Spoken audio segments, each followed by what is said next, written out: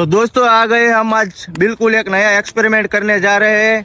ये सब साधन सामग्री देख के आप हमको बताएं कि आज कौन सा एक्सपेरिमेंट होने वाला है। देखिए ये सब, और हमारे जाहिद भाई निकलने लगे अभी मसाला।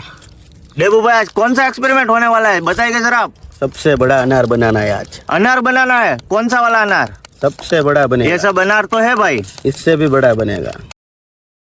हमारे अनार का स्ट्रक्चर रेडी हो रहा है, आप लोग देख सकते हैं कितना बड़ा अनार। अरे भाई ये अनार का स्ट्रक्चर नहीं है, ये तो कौन है? इसमें पॉपकॉर्न किधर है भाई?